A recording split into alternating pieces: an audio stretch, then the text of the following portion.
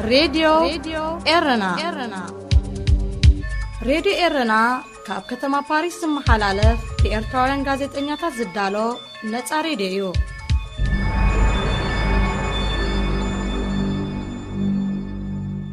سلام كبرى سمعتي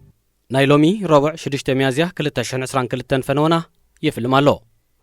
فرنسا زقوارصتو مدب مهناص حيل بحر إثيوبيا بروسيا نمتكا وطن كم زلو تغاليعو إثيوبيا بحاجة تشاينا كتابة صار كورونا فيروس نمسرح جمرتو مدب أقوارصاتو هذه إذاعة إرنا زينب زرزر مسنات النتي إرتراب شحن شعتن من 91 استبتاتني حيل بحر إثيوبيا داقم نمقامو مس منقستي فرنسا استبتح سمع بسنكي كوينات تقراي دحر مفشالو اتمدب بحاجز روسيا نمغصل وطن كم زلو أفريكان إنتلجنس نوتها دران منشتاتو بمتكاسا قالعو أفدق بحر زي بلا إثيوبيا مس ممتاك أدايا منيستر أبي أحمد ناب سلطان أبا كيح بحري تلواتاتا نمعباين حيل بحري داقم نمقامن كتسرح مخانيا كتقلت سانيحا نزين متكبار بقدامنت مبتع زاتوتن سمع زختمتن هاجر فرنسا نيرا أب حدار كلتاشان عسران كوينات تقراي دحر مولعون أب تقراي دما كبيد مقاسبا مسلات كم استفتسمي دحر مقلاسون فرنسا نتي مس إثيوبيا زختمتو داقم مقام حيل بحرن محداس حيل أيرن إثيوبيا زركبو وتهدر سمعت كم زد سكلتو أفليتا أب عبيتي حجبتات هاجر أبالاتو زسلطن كم زلو زقلص حيل بحر إثيوبيا نابتي قدمي ناصنت إرتراز نبرو عقمي ناي مملاس حلمتاتو كقد كم زي كإليو زحبر أب كوينات تقراي تشيمو زركب منقس إثيوبيا قنقنتي نكوينات زغوارتو زلو صور نزحل مزن مقاد ناب روسيا يقامت كم زلو دمايو تصبصاب أفريكان إنتلجنس زمت منقس إثيوبيا ورا روسيا بلعل يوكرين ناي دقاف كوني ناي تقامو وقعو مقلص يهابولون روسيا بوغنا أب كيح بحري ناي غزا أرسا وتهدرو معسكر نمقام مس السودان جمرتو زرب كتقصلو كم تدليا تفلت إثيوبيا بحاجة تشاينا كتابة صار كورونا فيروس نمسرح جمرتو مدب كم زقوارصتو زر ريبورتر كاب أديس أبابا حبيرو تاغرنت مدب زقوارصتو كختب زدل بز حزبه أزيو وحديو بزبل مخانو نوانا كايد سراح مدهانيتات إثيوبيا دكتور محمد نور بمتكاس اتماع كنزينا قليصو يخون بر أب تاغر تغسيت زلو واحدنا يوصا باطيرا نزتجمر حيالو مدبات سلازة سناخلي مقرات مدب ممسرح كتابة صار كورونا فيروسون أكاد نايزي كخون كم زقلي قمت إثيوبيا كتابة صار كورونا فيروس نمسرح كتحقاقزا مديبو زنبري ناي تشاينا كوبانيا أي تنترن لبدا كوفيد 19 دحري ناي كل تعمتات كبي سقات نابزحش درجة مرادو ناي تعنا تغطي نتصنحن هاجرات رفتا كب جمير لو بفلاي أقول كتابة كرخبان زيك على هاجرات أفريقيا مقلاي سقات لبدا كورونا فيروس بايتا زبيتون زلو قطبا نيم بربار عدل كبنيو انتغوني إرتران إثيوبيا نزركبالو زوبا غرنا أفريقيا كاب سقات لبدا كورونا فيروس نلعلي ملكاوي سرعة محدران كويناتن دركن نقطباتاتن بزب أسر ميس وكم زلو يزقلت كابرا سمعتنا زينات فتيمولو كابزي كتسيلو بعوت هارغايز دالو أفريقيا بسومون زي كلونايو صناي مكتال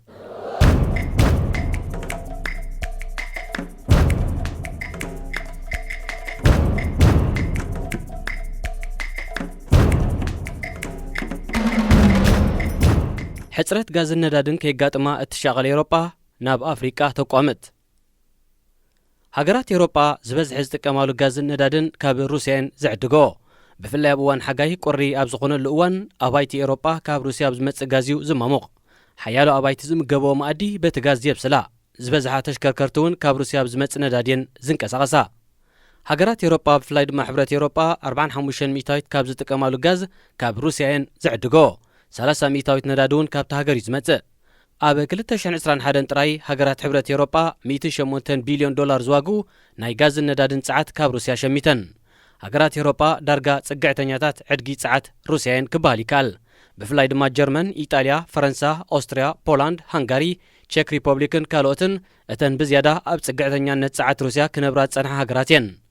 كاب روسيا ناب هاجرات أوروبا زوحز غاز بعصر تخلت شامبقوتات زرقح كوينو قال هاجرات بغدتها غاز كمصن كلو قال دما هاجرات اقواريصيو ناب مچرشا بوتو زبصح حمشته كاب شامبقوتات بيوكرين حلف جرمن زياده غاز تلغ مخونا بحري بالتيك تساغيرو بغدتها مس روسيا زرخبا ناي غاز شامبقوا من اصنيحا ازي كمزيلو نهالو روسيا بلعل يوكرين ورار بمكيادا اب منغو هاجرات أوروبان روسيان صنحي ناي ساعات نغدي اب حدغا اتيلو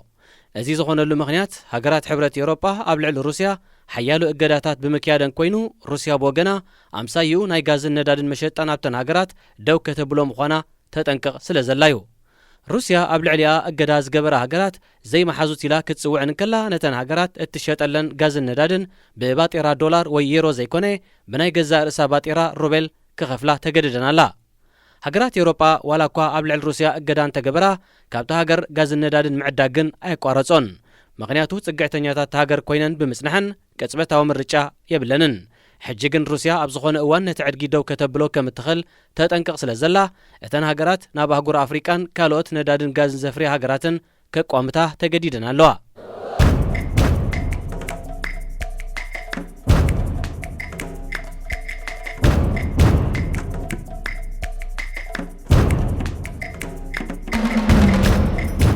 ሃገራት ሕብረት ኤውሮጳ ካብ ሸመተ ጸዓት ሩስያ ሙሉእ ብምሉእ ተገላጊለን ዝጥቀማሉ ጸዓት ተተካኢ ክኸውን እኳ መደብ ይሕንጭፃ እንተለዋ ከሳብ ኣብኡ ዝበፅሓ ግን ሃገራት ኣፍሪቃ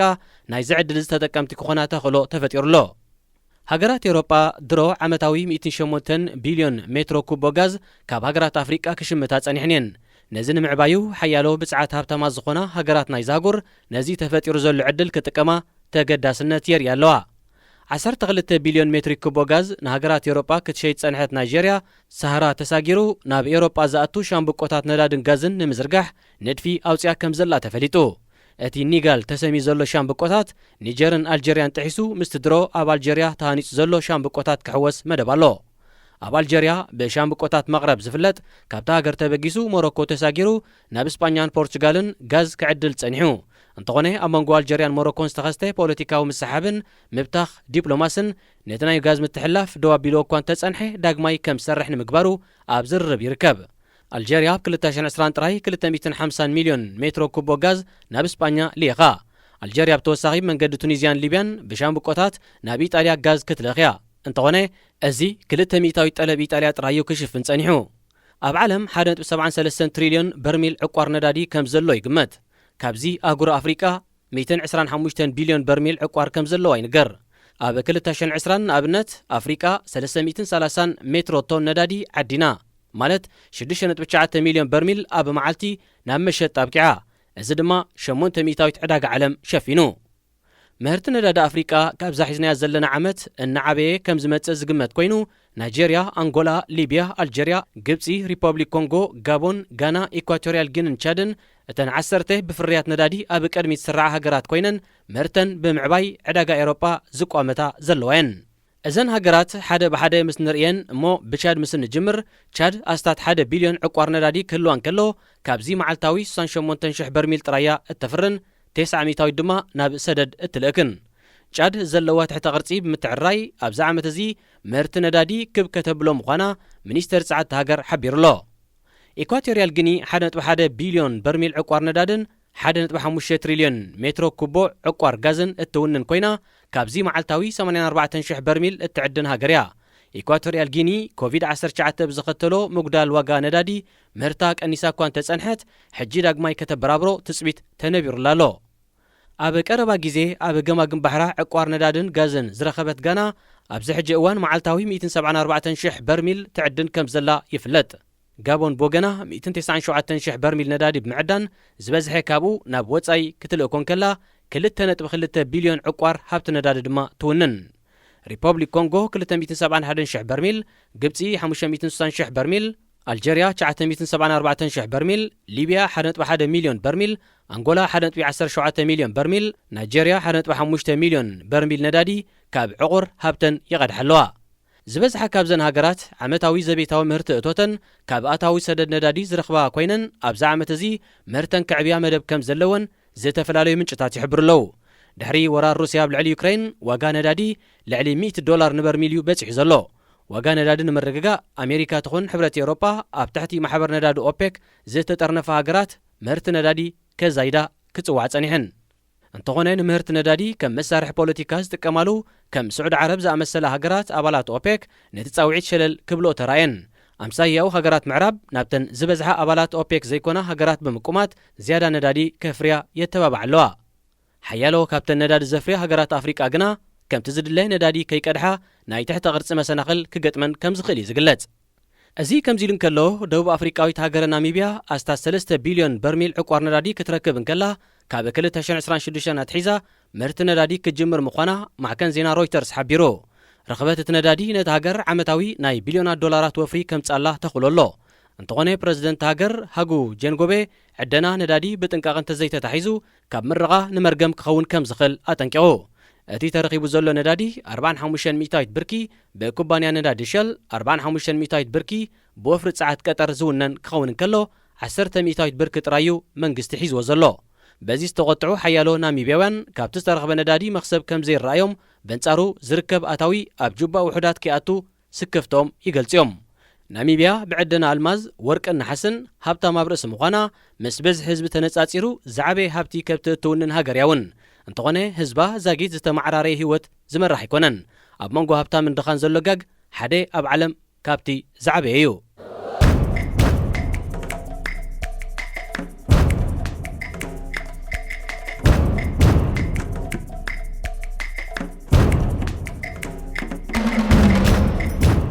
ኣብ ኤውሮጳ ኣፍሪቃውያን ስደተኛታት ማዕረ ዩክሬናውያን ክረኣዩ ጻውዒ ትቐርብ። 3 ጥቅምቲ 2013 ካብ ምስራታ ሊብያ ዝተበገሰት ልዕሊ 520 መብዛሕትኦም ኤርትራውያን ዝኾኑ ስደተኛታትን ሓተት ዕቑባን ዝፀዓነት ጃልባ ናብ ደሴት ላምፔዱሳ ክትበጽሕ ኣስታት 400 ሜትሮ ጥራይ ተሪፍዋ ነይሩ። ገለ ተሳፈርታ መርከብ ንመሬት ቀሪቦም ብምንባሮም በፂሕና ዝብል ተስፋ ሰኒቖም እዮም። እንተኾነ እታ ጃልባ ናይ ሞተር ጸገም ኣጋጢምዋ ናይ ኣጋምሸት ኮይኑ ድማ ጽልምትምት ይብል ስለ ዝነበረን ሓዊ ብምቅጻል ነታ ጃልባ ካብ ርሑቕ ከም እትረአ ክገብርዋ እሞ ናይ ኣድሕን ሓገዝ ክርከብ ይኽእል እዩ ዝብል እምነት ሒዞም እዮም ኮቦርታ ከቃጽሉ ጀሚሮም። እንተኾነ ትባርዕ ካብ ቁፅሮም ወፃእ ኮይኑ ነታ ጃልባ ከቃጽላ ተራዩ።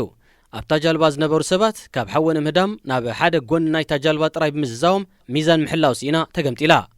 ኣብ መንጎ ምቅጻልን ምግምጣልን ጃልባ ዝተቐርቀሩ ስደተኛታትን ሓተት ዕቑባን ገሌ ዘሊሎም ናብ ማይ ክኣትውን ከለዉ ገሌ ኣብ ውሽጣ ዝነበሩ ድማ መውፅእ ሲኢኖም ኣብ ዝነበሩሉ ህሞት እታ ጃልባ ሙሉእ ብምሉእ ጥሒላ። ሰዓት 7 ናይ ምሸት ሓይሊ ባሕሪ ኢጣልያ ናይ ሓደጋ ድሕን መልእኽቲ ክበጽሖን ከሎ ድሕሪ ገለ ደቓይቕ ኣብቲ እታ ጃልባ ዝነበረትሉ ከርክብ እኳ እንተኻእለ እታ ጃልባ ግን ድሮ ጥሒላ ሓያሎ ሰባት ድማ ገለ ሞይቶም ገለ ድማ ክሕምብሱ ጸኒሖም። ምስ ካልኦት ገፍቲ ዓሳብ ምትሕባር ድማ ኣስታት 150 ሰባት ከድሕኑ ኽኢሎም። ብናይ ጥልቀት ሓንበስቲ ዳይቨራት ተሰኒዩ ክሳብ 11 ጥቅምቲ ን9 መዓልትታት ኣብ ዝተኻየደ ምድላይ ሬሳታት ናይ 359 ሰባት ሬሳ ክርከብ ተኻኢሉ። ኣብ መንጎቶም መብዛሕቶም ኤርትራውያን ዝኾኑ ስደተኛታትን ሓተት ዕቑባን 6 ነፍሲ ጾራት ዝርከበን 9 ደቂ ኣንስትዮን 16 ህፃናትን ነይሮም። ሓደ ካብቲ ሓንበስቲ ጥልቀት ዝረኣይዎ ዘደንጹ ፍጻሜ ድማ ጥሒሎም ዝተረኽቡ ኣደን ህፃንን ብዕትብቲ ተታሒዞም ምጽንሖም ነይሩ። ኣደ ኣብ ውሽጢ ባሕሪ እናጠሓለት ከም ዝሓረስተት ዘረጋግጽ ምስክር እዩ። እዚ ፍጻሜ ንመላእ ዓለም ብፍላይ ድማ ንኤርትራውያን ዘሰንበደ ኣጋጣሚ ነይሩ። ሓያሎ ማዕከናት ዜና ዓለም ከቃልሖ እንከለዋ ባንዴራ ኢጣልያ ኣብ ፍርቂ ተሰቒላ 359 ግዳያት ድማ ናይ ኢጣልያ ናይ ክብሪ ዜግነት ተዋሂቦም። ካብ ጳጳስ ካቶሊካዊት ቤተ ክርስቲያን ኣባ ፍራንሲስ ክሳብ መራሕቲ ሃገራት ኤውሮጳን ኣፍሪቃን ናይ ሓዘን መልእኽቲ ኣመሓላሊፎም። ኣቐዲሞም ሓያሎ ስደተኛታት ኣብ ባሕሪ ጥሒሎም እኳ እንተነበሩ ናይ 3 ጥቅምቲ 2013 ፍጻሜ ግን ናይ ማዕከናት ዜና ዓለም ሸፈነ ብምርካቡ ጉዳይ ኣፍሪቃውያን ስደተኛታት ቆላሕታ ክረክብ ዝደፍዕ ዕለት ነይሩ። ኣብቲ እዋን እቲ ሃገራት ኤውሮጳ ብዝተፈላለየ ምኽንያት ካብ ኣፍሪቃ ንዝመጹ ስደተኛታት ቆላሕታ ክግበረሎም ተዘራሪበን። ሓያሎ ሃገራት ንኣፍሪቃውያን ስደተኛታት ብፍላይ ድማ ነቶም ካብ ዘይርጉእን ዘይበቑዕን ምሕደራ ዘለዎን ሃገራት ዝመጹ ተቐቢለናኦም። ኣብ 2015 እውን ካብ ቱርኪ ናብ ግሪክ ክሰግር ኣብ ባሕሪ ዝተሓለ እሞ ተገፊዑ ናብ ገማግም ባሕሪ ዝወፀ ራያን ናይ ዝተባህለ ሶርያዊ ህፃን ሬሳ ስእሊ ናብ ማዕከናት ዜና ዓለም ተዘርጊሑ። እዚ ኣብ ልቢ ሓያሎ ስምባድን ድንጋፀን ድሕሪ ምንጽብራቑ ሃገራት ኤውሮጳ ካብቲ ዞባ ንዝመጹ ብፍላይ ድማ ንሶርያውያን ስደተኛታት ክቕበላ ወሲነን። ሃገረ ጀርመን ጥራይ ልዕሊ 1 ሚልዮን ስደተኛታት ክትቅበል ምዃና ገሊጻ። እንተኾነ ብዙሕ ኣይጸንሐን። ኣብ 2015 ሚልዮናት ስደተኛታት ካብ ሶርያ፣ ኣፍጋኒስታን፣ ሃገራት ኣፍሪቃን ካልኦትን ናብ ኤውሮጳ ድሕሪ ምእታዎም ኣብ መንጎ ፖለቲከኛታት ሓያል ክትዕ ተላዒሉ። ካብ 2017 ንድሓር ኣብ ልዕሊ ስደተኛታትን ሓተት ዕቑባን ዝነበረ ኣረኣእያ ክቕየርን ሕግታት ክተርርን ጀሚሩ። ሓያሎ ሃገራት ድማ ኣፍ ደጊየን ዓጼን።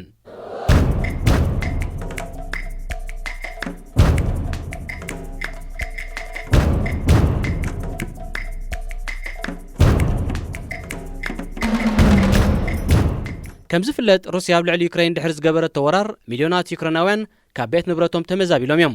ልዕሊ 4 ሚልዮን ስደተኛታት ዩክሬን ካብ ሃገሮም ክወፁን ከለው ኩለን ሃገራት ኤውሮጳ ሓንጎፋ ኢለን ይቕበሎም ኣለዋ። ዩክሬናውያን ወሪድዎም ብሰንኪ ዘሎ በደል ሓንጎፋይ ክበሃሉ ዝግብኦም እኳ እንተኾነ ሓያሎ ተጣበቕቲ ሰብኣዊ መሰላት ግን ካልኦት ስደተኛታት ብፍላይ ድማ ኣፍሪቃውያን ማዕረ ካልኦት ዘይረኣዩ ምዃኖም ቅሬቶም ይገልጽለዉ። ኣብ ዝሓለፈ ቅንያት ሓንቲ ጀልባ ካብ ሊብያ ተበጊሳ ኣብ ማእከላይ ባሕሪ ኣብ ኣህጉራዊ ክልማይ ድሕሪ ምጥሓላ 9 ሰባት ክሞቱን ከለው 4 ጥራይ ከም ዝደሓኑ ማዕከናት ዜና ሓቢረን እየን። ነዚ ኣመልኪቱ ኮሚሽነር ላዕለዋይ ኮሚሽን ስደተኛታት ሕቡራት ሃገራት ፊሊፔ ግራንዲ ሃገራት ኤውሮጳ ከምቲ ንዩክሬናውያን ስደተኛታት ዘርእዮ ዘለዎ ኣቀባብላ ንኣፍሪቃውያንን ካልኦት ስደተኛታትን እውን ብተመሳሳሊ ዓይኒ ክጥምቶም ፀዊዑ። ፊሊፔ ግራንዲ ኣፍሪቃውያን ስደተኛታት ኣብ ኣፍ ደገ ባሕሪ ኤውሮጳ ክሞቱ ስቕኢልካ ምርኣይ ፍትሓዊ ከም ዘይኮነ ሃገራት ኤውሮጳ ንኹሉ ስደተኛ ብማዕረ ክርያ ብተወሳኺ ኣተሓሳሲቡ።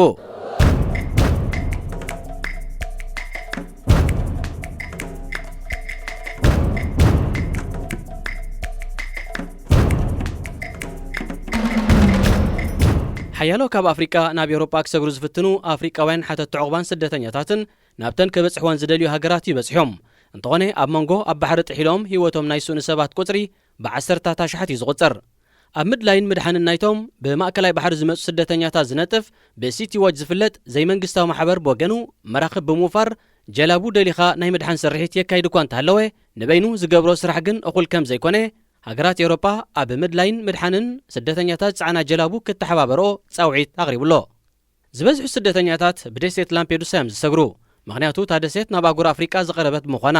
ስደተኛታት ፃዕና ጀላቡ ናብ ላምፔዱሳ ክበፅሓ እንተዘይክኢለን ዝበዝሓ ብገዛእ ርእሰን ናብ ኤውሮጳ ክበፅሓ ስለ ዘይክእላ ናይ ደሊኻ ድሕን ሓገዝ ከም ዘድሊ ሲዋች ይገልጽ። ላምፔዱሳ ኣብ ማእከላይ ባሕሪ ተደኪና ትርከብ ደሴት ኮይና 113 ኪሎ ሜትር ካብ ቱኒዝያ 205 ኪሎ ሜትር ካብ ሲቺልያ ኢጣልያ 296 ኪሎ ሜትር ድማ ካብ ከተማ ትሪፖሊ ሊብያ ርሒቓ ትርከብ። እዛ ኢጣልያዊት ደሴት ብምግፋፍ ዓሳ ሕርሻን ቱሪዝምን ዝናበር ኣስታት 7,000 ህዝቢ ይቕመጣ። ላምፔዱሳ ናይ ኢጣልያ ኤውሮጳዊት ደሴት ዳ ትኾን እምበር ብጂኦግራፊያዊ ርሕቀታ ናብ ኣህጉር ኣፍሪቃ ተቐርብ። ጂኦሎጂካዊ ኣቀማምጣ ድማ ምስ ክፍሊ ኣህጉር ኣፍሪቃ እያ ትምደብ። እታ ደሴት ሓውሲ ያጻምእን ሙቕ ኩነታት ኣየር ትውንንን ብምዃና ገማግም ባሕራ ኣብ ዓለም ሓደ ካብ ፀረን ዝበለፀን ተባሂሉ እዩ ዝንገረሉ። በዚ ድማ ዓመታዊ 10,000 በጻሕቲ ቱሪስት ተእንገድ። ላምፔዱሳ ዓመት መፀ ብፍላይ ኣብ ግዜ ክረምትን ማእከላይ ባሕሪ ኣብ ዝመቐሉን ዝሃድኣሉን ብዘይካ ቱሪስት ካልኦት በጻሕቲ እውን ተእንግድያ። ንሳቶም ድማ ካብ ኣፍሪቃ ብጀላቡ ዝመፁ ኣፍሪቃውያን ስደተኛታትን ሓተት ዕቑባን እዮም። ኩናትን ዝተፈላለየ ግጭታትን ውልቀ መለኽቲ ብዝኽተልዎ ዘይበቆ ምሕደራ ዘተናውሐ ውትድርና ፖለቲካዊ ዘይምርግጋእ ጥሜት ሸቕለት ኣልቦነት ቁጠባዊ ቅልውላውን ካልእን ብሰንኪ ዘስዕቦም ምዝባላት ሓያሎ ቆልዓ ሰበይት ዝርከብዎም ዝበዝሑ መንእስያት ኣፍሪቃ ውሕስ ቦታ ንምንዳይን መነባብሮኦም ንምምሕያሽን ዓመታዊ መንገዲ ሊብያ ናብ ኤውሮጳ ክፈልሱ ምርኣይ ልሙድ ኮይኑ እዩ። ኣብ ደሴት ላምፔዱሳ ኣብ ምስጋር ማእከላይ ባሕሪ ህይወቶም ዝሰኣኑ ግዳያት ንምዝካር በሪ ናይ ኤውሮጳ ወይ ድማ ፖርታ ደ ኤውሮጳ ዝተሰምየ ብሚኖ ፓላዲኖ ዝተባሃለ ስነ ጥበባዊ ዝተሃንፀ ሓወልቲ ቆይሙላ ኣሎ።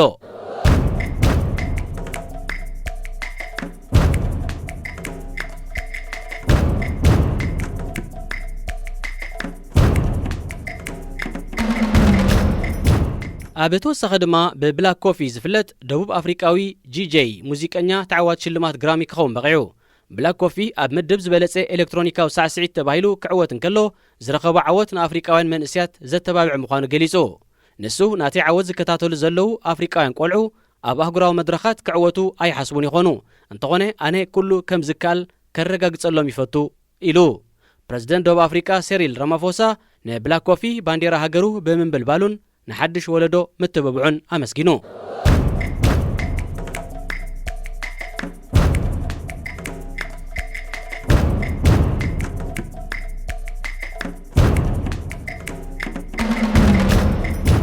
ኣብ መወዳእታ ናይ ዛሒዝናያ ዘለና ዓመት ዋንጫ ዓለም ኩዕሶ እግሪ ኣብ ቀጠር ክካየድ ከም ዝኾነ ይፍለጥ። ናይ 4 ዓመታት ትፅቢት ኣብ ምቅራቡ ኣብ ዘለወሉ እዋን ጋንታታት ሃገራት ኣፍሪቃ ካብ ሎሚ 10 ክሳብ 12 ዓመት ዋንጫ ክጭብጣ ክኽእላየን ክብል ኣሰልጣኒ ሃገራት ጋንታ ሞሮኮ ገሊጹ። እቲ ቫሂድ ሃሊሂዞክ ዝተባሃለ ኣሰልጣኒ ኣብ ዝተፈላለዩ ሃገራት ዝርከቡ ኣፍሪቃውያን ተፃወቲ ብውልቆም ኣዝዮም እናሓየሉ እኳ ይመፁ እንተለዉ ሓንቲ ናይ ኣፍሪቃ ሃገራት ጋንታ ተዓዊታ ዋንጫ ከተልዕል ግን ገና ዝተርፍ ከም ዘሎ ግምት ሂቡ። ከም በዓል መሐመድ ሳላሕ፣ ሳድዮ ማነ፣ ኣሽራፍ ሓኪምን ካልኦት ተፃወትን ብሉፃት ናይ ዓለምና ኮይኖም እኳ እንተለዉ ሓንቲ ሃገራት ጋንታ ናይ ኣፍሪቃ ምልእቲ ጋንታ ፈጢራ ዋንጫ ተዓትረሉ ግን ገና ከም ዝኾነ ይሓቢሩ ናይ ዓለምና ዝበለጸ ተጻታይ ብራዚላዊ ፔሌ ሓደ እዋን ኣፍሪቃ ቅድሚ ዓመተ 2000 ዋንጫ ዓለም ክትጭብጥያ ክብል ግምት ይብ ነይሩ እንተኾነ ከም ግምቱ ኣይተሳኽዐን ምዚ ብዝተሓዝ ሃያ ቤተር ቱጌዘር ዝተሰሜት ወግዓዊት ደርፊ ዋንጫ ዓለም ቀጠር 2022 ብወግዒ ተፈንያ እታ ወግዓዊት ናይ ፊፋ ደርፊ ዳቪዶ ዝተባህለ ናይጀርያዊ ዓይሻ ዝተባህለት ቀጠራዊትን ትሪናዳድ ጋርዶና ዝተባህለ ኣብ ኣሜሪካ ዝተወልደ ላቲን ኣሜሪካውን ብሓባር ኮይኖም ዘዓየይዋ ንኣፍሪቃ ኤስያን ኣሜሪካን ሰለስተ ኣህጉራት ዝወከለት እያ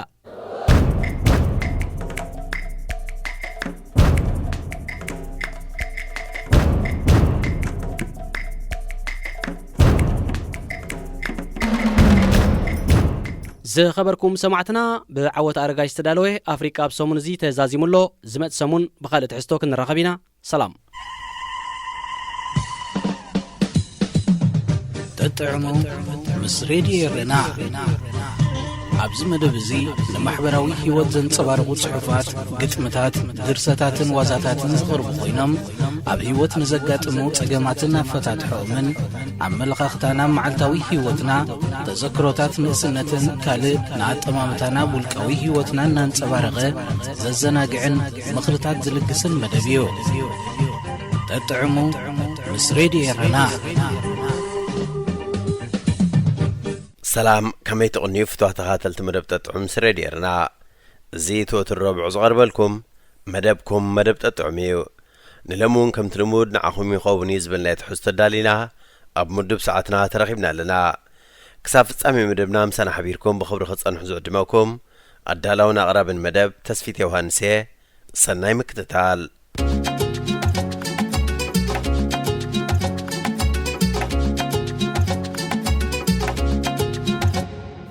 حيلوش تقاه نمنق أقاح نسغا تزبلت بهيوت زلو سبيخا زخوانا نقراك وارز بزعبان بسغا حسب أب كل تاريخنا يعلم نعاخز مسل سب أين برن بحجيه نزمت مودعتها زي بلو جزيون نعاخز مسل هاي كركبنيو نسغا ووتسيت نايت ولدخا كبابيخا نقوحن كفيل نقوحنات حساسبا تمكرخا كمون أب استفلاليه جزين بوتان زمع بالكايو فليت أفحوخان أنفتكان كمون قالي كالق كم فلوت انزي فلوت حيلي زعم السوليخا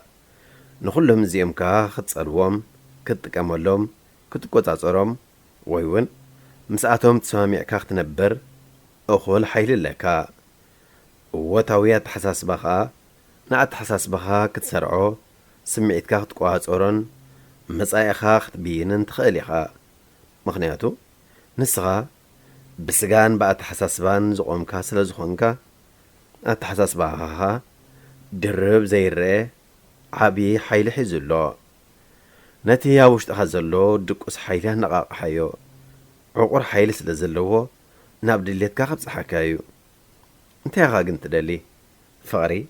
ملوت عنا عوت أركنات جنزب جزا مكينة تفلتنات سلامنا يأمرو تبعت حوجس ويسي نعلم كا نخترخ بالله مالت نخت نبر الله التهرف علم كتجبره أتبوش تخزلو عقر حيل مبار نخلو حلمتات كان بكون النت نايم غيار عقم اللواء سلازي أتوت كونت دلت غسو حلمتات زجبت حلم زنا ورس أبيو مغنياتو نعبيك متخيل زي تفلت نقوينكا نبزخو نخت بس حي تخيليني ها نتصور علامة بمقمات إخا نفسه كف مع التبزل على خطك أمل لا تخيل علامة خاطر يركاب حنقولك أسرو بو مسرد ما تقعاز مغنياتو كم تجيركا كم حبار خوينونا بتدلي خبز حكايو أنصار علامة خايو أما عواد كان مفشل كان عبتر هذه اللواء بصنع استتلم علامة لك كم ماجنيت كوينو نخل انتفتات كايما أزنو بخم مخات عوات كالا زخونا مستير إعلان أندريو كارنيجي نزبولو ذكر كله بهوات بوك متزخل نجر عبرت إعكاخ سرحلوس بوغيو ناتبوش تخزلو دوك أسحيلي النقاق حيو ጸሓፊ ናፖሊዮን ሂል ተርጓሚ ዕቑባይ በርሀ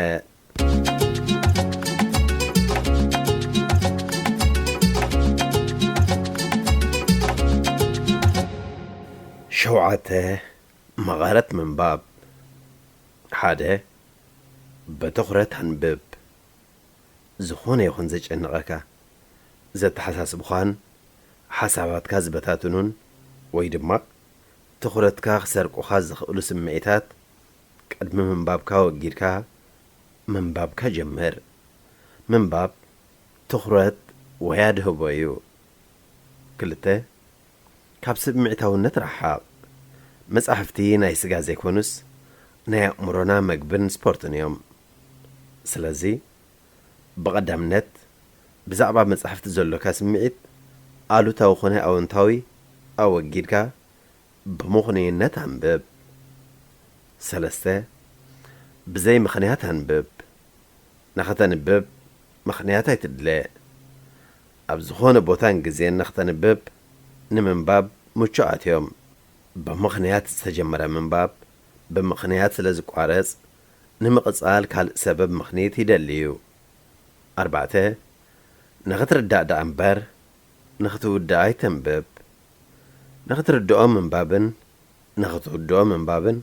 ፈጺሞም ዝተፈላለዩ ነጥብታት እዮም ምሒር ከተሓሳስበካ ዝግባእ ብቕዓት ዳኣ እምበር ብዝሒ ተንብብዋ ይኹን ነፍሲ ወከፍ መጻሕፍቲ ዘይርሳቕ ፍልጠትን ዘኽርን ይሃሉኻ ሓሙሽተ ንጌጋ ወይ ስሕተት ኣይተንብብ መጻሕፍቲ ከተንብብ ከለኻ ደላይ ጌጋ ማለት ፎልት ፋይንደር ኣይትኹን ጌጋ ምድላይ ኣዝዩ ሕሱርን ቀሊልን ስራሕ እዩ ዓብ ድኽመት እውን እዩ ዝያዳ እኳ ደኣ ጌጋ እንተረኺብካሉ ንኽእረም መውፅእ ቀዳድ ኣናድየሉ ወይ ድለየሉ ሽዱሽተ ንመጻሕፍቲ ኣይትንቀፍ ኣዕናዊ ወይ ዘፍርስ ነቐፌታ ንሞራል ናይ ሰባት ኣትሕት ኣቢሉ ይሃሲ እዩ ብዛዕባ ዘንበብካዮ መጽሓፍ ጽቡቕ ነገር እንተዘይተረኣየካ እቲ ሕማቕ ነገር ንገዛእ ርስኻ ቐምጦ ካብቲ መጽሓፍ 99 ረብሓት ዘይብሉ ነጥብታት ንላዕሊ እቲ ሓንቲ ቁም ነገር ንሰባት ኣካፍል ኣይትንቀፍ ክበሃል እንከሎ ግና ሃናጺ ወይ ርእይቶ ኣይትሃቦም ማለት ኣይኮነን ከምኡ ከም ዘይኮነ ያስምረላ ሸውዓተ ንጸሓፍቲ ኣተዋብዕ ብዘይ ፍቓድ ጸሓፍቲ ደረስቲ ዝኾነ ይኹን ውፅኢት ድርሰት ብምብዛሕ ወይ ስካን ፎቶኮፒ ጌርካ ብሶፍት ኮፒ ኣይትዘርግሕ እዚ ስራሓት ጥበብ ወይ ናይ ብዙሓት መዓልታት ደኻምን ልፍዓት ውርሲ ትውፊት ብምዃኖም ዋጋ ክወሃቦም ይግባእ ነቶም ጥበበኛታት ጸሓፍቲ ኸተድንቖም እንተደለኻ ብቓላት ዘይኮነስ ንስራሓቶም ብግቡእ ዋጋ ብምግዛእ ይኹን ምንጪ ቦክሸልፍ ቴፕስ ትርጉም ጎይቶም ሳህለ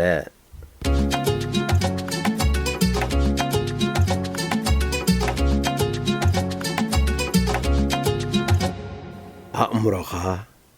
ብኸመይ ከም ዝሰርሕ ኣእምሮ ኣለካ ብኸመይ ከም ትጥቀመሉ ድማ ክትመሃር ኣለካ ክልተ ደረጃ ኣእምሮኻ ማለት ጥንቁቕ ወይ ምኽንያታዊ ከምኡውን ትሕቲ ኣእምሮ ወይ ዘይርትዓዊ እዮም ብጥንቁቕ ወይ ምኽንያታዊ ኣእምሮኻ ኢኻ እትሓስብ እቲ ልማድካ እትሓስቦ ዝኾነ ይኹን ነገር ከዓ ናብ ትሕቲ ኣእምሮኻ ይጥሕል እዚ ድማ ከከም ባህሪ ሓሳባትካ ይፍጠር ትሕቲ ኣእምሮኻ ቀንዲ ስምዒትካን መሃዚ ኣእምሮኻን እዩ ጽቡቕ ትሓስብ እንተኾይንካ ጽቡቕ ክስዕብ እዩ እከይ እንተመሲልካ እከይ ክስዕብ እዩ ኣእምሮኻ በዚ ኸምዚ እዩ ዝዓዪ እቲ ክንዝክሮ ዘይብልና ቀንዲ ነጥቢ እቲ ትሕቲ ኣእምሮ ንሓደ ሓሳብ ምስ ተቐበሎ ክፍጽሞ ይጅምር ሕጊ ትሕቲ ኣእምሮ ንጽቡቕን ሕማቕን ሓሳባት ዝጠቅም ምዃኑ መሳጥን ረቂቕን ሓቂ እዩ እዚ ሕጊ እዚ ብኣሉታዊ መንገዲ ክስራሓሉ ከሎ ጠንቂ ውድቀትን ተስፋ ምቑራጽን ጓህን እዩ ኣተሓሳስባኻ ንስኒትን ንህንጸትን ካልእን ጽቡቕ ነገራትን እንተኾይኑ ፍጹም ጥዕናን ኣሳልጦን ብልጽግናን ኢኻ ትረክብ ቁኑዕ መንገዲ ክትሓስብን ክስማዓካን ምጀመረ ናይ ኣእምሮ ሰላምን ጥዑይ ኣካላትን ዘይተርፍ እዩ ኣእምሮኣዊ ተሓሳስባኻን ሓቂ ኮይኑ ዝስማዓካን ዝኾነ ይኹን ነገር እቲ ትሕቲ ኣእምሮኻ ክቕበሎን ተመኩሮኻ ኸዘንትወልካን እዩ ክትገብሮ ዘለካ ዝኾነ ነገር ነቲ ትሕቲ ኣእምሮዊ ሓንጎልካን ሓሳብ ከም ዝቕበሎ ምግባር እዩ ሕጊ ትሕቲ ኣእምሮኻ ድማ ጥዕና ሰላም ወይ ቦታ ከምጻልካ እዩ ትእዛዝ ወይ ኣዋጅ ትህብ ትሕቲ ኣእምሮ ድማ ነቲ ኣብኡ እተተንከፈ ሓሳብ ብተኣማንነት ክምልሶ እዩ ሕጊ እምሮኻ እዚ ስዒብ እዩ ከከም ባህሪ ናይቲ ኣብ እምሮኻ ሒዝካዮ ዘለኻ ሓሳብ ካብ ትሕቲ እምሮኻ መልሲ ማለት ግብረ መልሲ ክትረክብ ኢኻ ተመራመርቲ ስነ እምሮን ሓካይምን ሓሳባት ናብ ትሕቲ እምሮኻ ክመሓላለፍ ከሎ እምበር ኣብ ዋህዮታት ሓንጎል ጠብላሕቶ ከም ዝሓድረልካ ይገልጹ ትሕቲ እምሮ ብኡ ንብኡ ክዓይ ይኽእል ሓሳባት ብምትሕዋስ እዩ ዝዓይ ነቲ ኣብ ሙሉእ ህይወትካ ዝኣከብካዮ ፍልጠት ድማ ዕላማኡ ንምፍጻም ይጥቀመሉ ኣብቲ ኣብ ውሽጥኻ ዘሎ ማዕልያ ዘይብሉ ሓይልን ጉልበትን ጥበብን እዩ ዝምርኮስ መንገዱ ምእንቲ ክስሕብ ንኹሉ ሕግታት ተፈጥሮ የዳሉ ሓደ ግዜ ንጸገማትካ ብኡ ንብኡ ፍታሕ ዘምጻልካ እኳ እንተመሰለ ኣብ ካልእ እዋን ግና መዓልታት ሰሙናት ወይ ካብኡ ንላዕሊ ክወስድ ይኽእል መንገድታቱ ብዛዕባ ሕሉፍ ምፍላጥ እዩ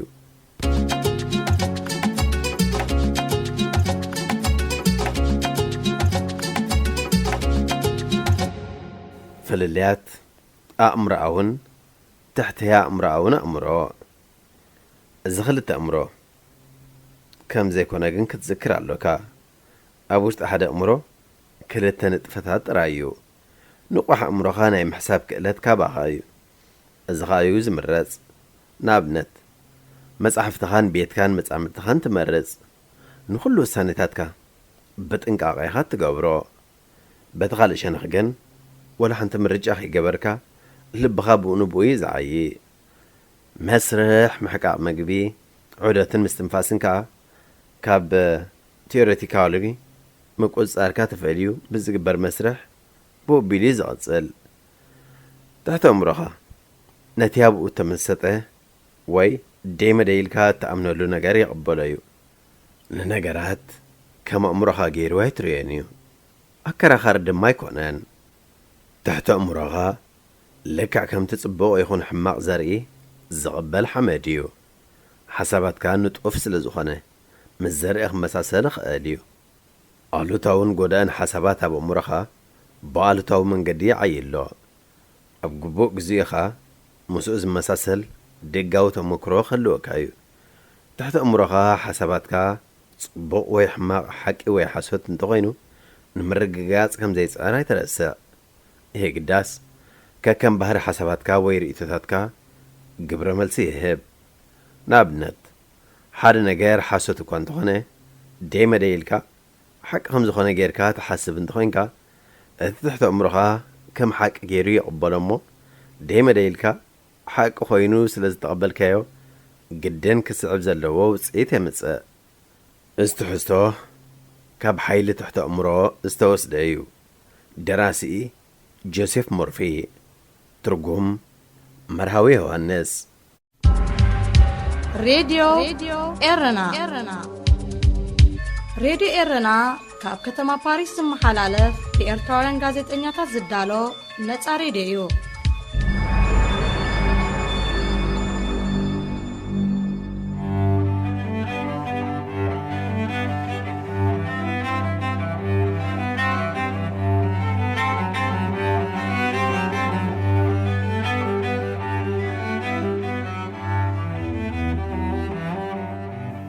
ሞት ተናፋቒት በጃኹም ዘን መጻሕፍቲ ተማሉለይ ያ 30 መጻሕፍቲ ጥራይ ሓራይ ዋላ 10 ሓሙሽተ ኸ ኣብ ኤርፖርት ኾይኑ ነጋያሹ መጽሓፍ ክማልእሉ ዝልምን ዝነበረ ደራሲ መልከ ጸዲቕ እዩ ገጹ ተጨማዲዱ بعرق عن كسل مسيلو بدا خم تسنيف الله لعلتي مصحفو نخصحفو زحلفو هالكي نغشطو زدخمو زلو أزيو بزحيو أسيا رابعتي مصحفيا وبنفس وكف مصحف زحتمولو ناب دقة زلو بيتسبو ناي محتن كخفللو إن احنا قناخ لمنم مخطوي زبلا لوم قنا زمادو مرر قديلوهم دحر حجة غايت لمنانا قدم الحجون زدرس كاي مصحفتي شتكا دقات النوابرو ليز مسلنا نيرمبر كم زخت كون فصم تثبيتنا ينبرن هذا تصحفو واغاز زي وصنت خوينو قدفو إلى مونيروم أواتينا غنزب نسدل كالنا أسمرات السنة شغط فتن إلهم بالسدل غنزب وساسي خوغن دوتا برعاي السميع أسران 4 حصرت زانتتات زحزت الرابعة مصحفو احتيمو ناي موداتها مصحفو تكون قمت اللو كم أخحشيو دحر زغلو أزمادو خريم يم تليفونها بأذنو عطيمو مسؤوم كعرق أنت خوينو جن نزل مصحفتي بدقن وشت هاجرن شيتو بدو أمليسو نابرؤهم عايشة اللوا قدي بجاغي زن مصحفتي تمال لي أحن تعبي لأن سبيت لمينوان أحبر كنكو ودقني إيش تتريفوا كل التغيير شرط رايح مال الكاز خلز ودي أدنجزون مثلني نو شو رأيك أنكو مصحفي دي انتي مصحفو درستي دراسي ملك صدق كرع رعي للان أب قبر مصحفو سؤلو متقع سلزيفتو زي كاتو مبقى على محتد زرعيوه بقص فلتوه وحداتيهم زودي أنا زبلع مشلني كمال ألك حسيبا نيره أب حدش أبابا ديك ناس بيزاخ بيرو أمال زودي جزاوتنا ملو طحني شكر شيرو زيت بربرة تماري أزلهم شيرو تلو كلهم ودود زلو خامشيني دنك تخمال ألك حسيبا يغريته ناتين ايدك اين معت مصحف تسولت يا تماري أزخير زلهم حقاء هباتو خدات كل اللي يصدق كم زي كونه آبنتي غنسخن تسعرفوان سمعوا أغنى مسلان ملك صدق تمالي ياب إيري تيفي زنبرك على محتتكات أخطاتي ليه الزيغة بسلسة بيغاتا أما تأسى أخاف التعبا بيخا كيف قالوا حدا فلت درافي أبا فدقة مأتهو إيربورت غينو نقرأ من قدو عدنا أوتو قد ليسلو نعم بجاها مصحف تمال علي نسوم زي تحابركم نادا منك تحابرنا سانتو العيلو خمس عيلو سنت باباو يجيكنو لني توهزي هو بجاها تلمن النحري تلمن بليس سانتاي بمعت كداونتي شامبونج أنا نعلق لي غلا حوز تسوي جو على محتت كفتيد ما بلني ودزع من راسني يمدد ليك قرونيا بوشت البوت تعرفوا كالوت انت تمالولو هسو كبل ام فتوق اير مريزو زعوي زن نبرت انت تمال علي حاد الدلدالا من سير رخيبو يفلتك هايمش دراسي ملك صدق تسفى رخيبو أدنا غيو وي قال خب مصحفتوان بيبوز فلت انت خينو كمال عليو دراسي ملك صدق عنده كم قلعة بحقوس جدد فنج حيدو الزيخة حيال دراسي أخا مصحفتها هب حادن داستشنري نمعالت بحموش تقرشين ناتلك أحكيم بيبين كمي مالت كايو أبقى زاو تنازل له شيات مصحف نمعالتي حموش تنقفان نخفلي زيبنا انتهي تبلو ودي ملك صدق تناديدو كما عينت زي حلف نتوين ون انت تستشنر هقات إمام مهم أنببتي مصحفتو غزي أمي كيمبو مصحف زلق وحشكات أبيخ نبابيها وقاني فمو تقباراتهم بحقي حتى تكون تهوني مسأتهم وطت ካብ ዝብል ግን ግዚኡ ኣብ መጽሓፍ ክሕልፎ ይመርጽ ብዝኾነ እዘን 30 መጽሓፍትየን ኣብ ኣዲስ ኣሎ ሓደ ሓው ክቕበለካ እዩ ንዕኡ ሃበለይ ክማልኣሉ ርግጸኛ ኮይኑ እዩ ዋ እናንበብ እኳ ዝኸይድ ሓንቲ መጽሓፍ ክገዛእልካ እምበር ሚዛን መሊእን ኣሎ ዝኣርግ ንሱን ተስፋን ሃፋን ገይርዎ ኖ ብሓባይ ሸጦኒ ቁጥዕ ኢሉ ክጻረፎ ሓሲቡ እኳ እንተነበረ ምስ ክብሩ ስለ ዘይከይድ ግን ደኒኑ ወፋኒይዎ ድሮ ገያሾ በቦቶኦም ሒዞም ኣለዉ መልከ ጸደቕ ጭርኡ ደውጊሉ ብናይ ፈታዊኡ ታክሲ ውሽጢ ከተማ ተራእየ ኩል ነገር ቅጫ ምዝኣሉ ሙሂኡ ክሳብ ጸልቕ ድማ ኾነ ተስፋ ቆሪጹ ናብ ገዝኡ ክኸይድ እናበለ እንከሎ ቴሌፎን ተደዊልዎ ወድኻ ኩዕሶ እግሪ ክጻወት እግሩ ተሰይሩ ስለ ዘሎ ቃልጢፍካ ናብ ሓሊበት ምጻእ ተባሂሉ በዓልቲ ቤቱ ቅጭ ስለ ዝመጻ ንዝሕክሞ ዝነበረ ዶክተርያ ክዛረቦ ቴሌፎን ሂዋቶ ብስምባድ ዝብሎን ዝገብሮን ጠፍኦ ዳሓን ዲሞ ዳሓኒ ናይ ቆልዓ ዓጽሚ ስለ ዝኾነ ብመረቕ ወዲ መረቕ ክጽጋ ንኽእል እዩ ሕጂ ንግዚኡ ጀሶ ክንገብረሉ ኢና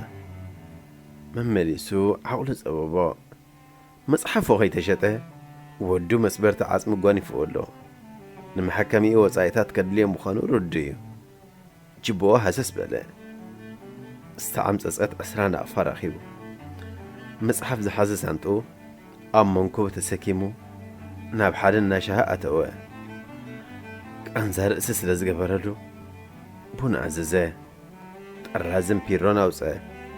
ጥርዓኑ ዝገልጸላ እንኮ መዕቆቢት ደብተር ኣላቶ ሞት ተናፋቒት ዝብላ ርእስቲ ዝሃባ ዛንታ ክጽሕፍ ጀመረ ነመስግነካ መምህር ሜሮን ሃብተ ማርያም ተሳትፎኻ ኣይፈለይና ድማ ንብል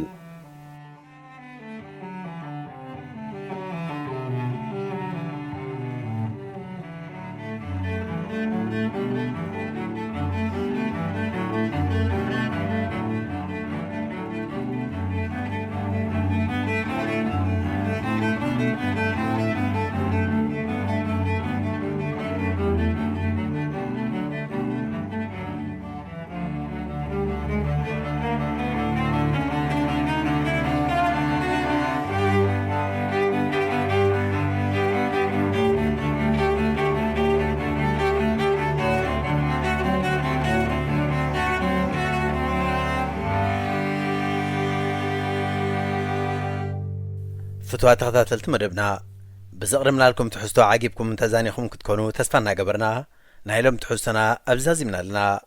أب مدبنا زلكم رؤيتي يخون نغفيتها ويون قرب لكم تللي وصحفات مزلو بتلمون دادراشانا نابريدي إرنا @gmail.com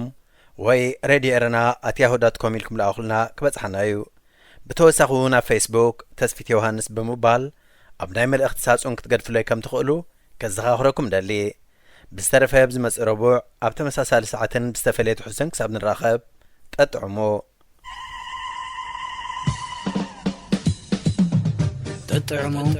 مسريدي رنا عبز مدبزي لمحبراوي هيوت زنصبارغو صحفات قطمتات درستاتن وازاتاتن زغرب خوينم اب هيوت نزغاطمو صقماتنا فتاتحو من عملقختنا معلتاوي هيوتنا تذكروتات مسنتن كالي ناطمامتنا بولقاوي هيوتنا نانصبارغه ززناغعن مخلطات زلقسن مدبيو تطعمو مسريدي رنا